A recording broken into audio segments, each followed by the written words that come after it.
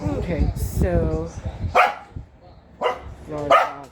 She'll do that with the blind open all the way. But yeah, so I did watch another video of that lady today. Yeah, and I understand the trauma 100%. I will never fault anybody when they have trauma, especially when you're with a narcissist. So leave him alone, Alice. He doesn't want to be bothered right now. Leave him alone. Like literally, leave the baby alone. Sorry, part of being a dog parent, you always have to yell at your dogs over something, whether it's they are screwing with one of the other dogs, or messing with themselves, or messing with something that you own. In my case, it's she tries to hump the baby. And yeah. So, I'll go more into detail as to what happened with Joe and I. And an instance more recently when I was actually in the state of Illinois. For my license, I was doing DoorDash out there. And I had to go pick up an order from Aldi's from a gentleman.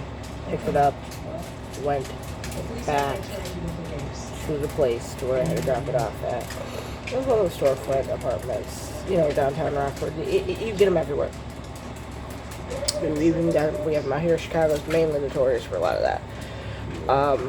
But major cities are mostly notorious for that. They also have complexes too.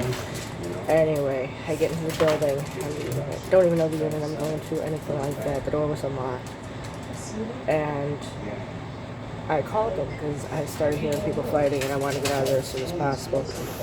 And the one guy goes, "Give me my piece, give me my piece." My terminology goes back to the 80s. A little bit of gang terminology too. Peace to me is gun, not solitude and quietness. Or to myself. So in other words, I thought I was going to die at that moment. And I went into post-traumatic stress disorder kicked in severely. My anxiety kicked in horribly. I go out to the vehicle after I get the order delivered. And I was in that car for like 10-15 minutes just crying hysterically. And I also got dinged for that order because they're like, "Oh, you took too long." I know I did. If you knew what was going on, yeah. But DoorDash does offer safety features. I guess I could have also done that. Could have called that my life was in... I didn't know if my life was in danger at that point, so I didn't do it. But I guess I could also still guess my life was in danger, and they would have had... Now we know that.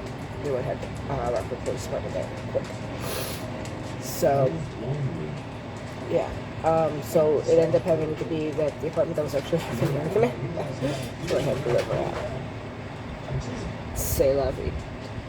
So I did do the delivery there, and like I said, as soon as I got done, I heard the phone ring in the apartment. I was like, "Fuck, that's the apartment I go to." And it rang, and the one guy goes, "There ain't nobody on your fucking phone, man." And I'm like, I'm just gonna leave the groceries there and take the phone and just state that I left him in the hall and was gonna book out of there. Before I could even do that, the guy opened the door and saw the groceries standing there. He goes, "Oh, how you doing?" I'm like, "Yeah, I'm good, thanks."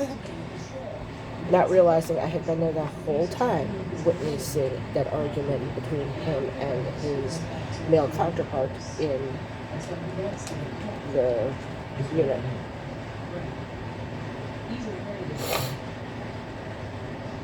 Yeah, they offer free breakfast here, which is cereal, which is what I eat every day.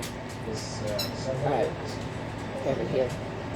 I have it DoorDash to me when I need food. So, yeah, that's one of my post-traumatic stress disorders. That's actually one of my traumatic incidences, and that is due to Joe. So, I'm getting headbutted by the lab because he wants to eat, so... If you didn't meet my dogs on my other channel, I will introduce you to my dogs on this channel too, due to the fact that, yes, I do have my lab dozer. I have Willie G, the little chihuahua, and then Alice, my healer. I'll also give you their ages, and you will get to know them. I will randomly post photos of my dogs too. Alrighty, I will see you in the next video.